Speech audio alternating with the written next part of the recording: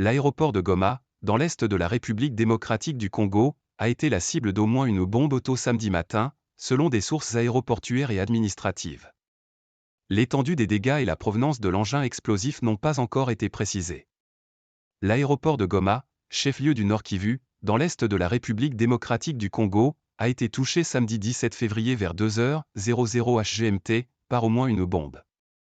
Alors que la zone est le théâtre de combat contre la rébellion du M23 soutenue par Kigali, l'armée de la RD Congo a mis en cause aux drones d'attaque de l'armée rwandaise. Ces drones vont viser les aéronefs des forces armées de la RD Congo, FARC, a indiqué le lieutenant-colonel Guillaume Ndjik, porte-parole de l'armée pour le Nord Kivu, dans une vidéo diffusée par le service de communication du gouverneur. Les aéronefs des FARC n'ont pas été touchés, mais ce sont plutôt les avions civils qui ont été endommagés, a-t-il ajouté. Le porte-parole n'a pas précisé combien d'avions avaient été endommagés, ni combien de projectiles avaient été tirés. Des sources interrogées par l'AFP ont fait état, en début de matinée, d'une bombe tombée sur l'aéroport à 2h00 HGMT, d'autres de 2 engins. Dans la nuit, à 2h du matin heure locale, les drones d'attaque de l'armée rwandaise, qui ont bien évidemment quitté le territoire rwandais, ont violé les limites territoriales de la RD Congo, a déclaré le lieutenant-colonel Ndjik. Au regard des trajectoires suivies par les tirs de ces drones, ils ont visé des aéronefs des FARC, a-t-il dit. Malgré cet incident, l'aéroport international de Goma fonctionne normalement samedi, selon des sources sur place. Goma isolé du reste du pays. Le Nord Kivu est en proie depuis fin 2021 à un conflit qui oppose le M23, mouvement du 23 mars, appuyé par des unités de l'armée rwandaise, à l'armée congolaise, associé notamment à des groupes armés dits patriotes et à 2 sociétés militaires privées étrangères.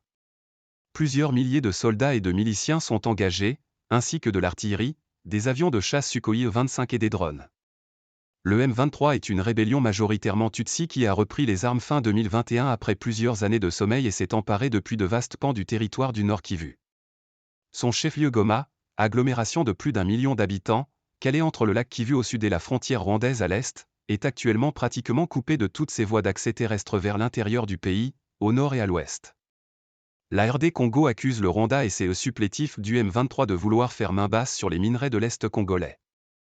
Le M23 affirme de son côté défendre une frange menacée de la population et réclame des négociations, que Kinshasa refuse, excluant de discuter avec des terroristes.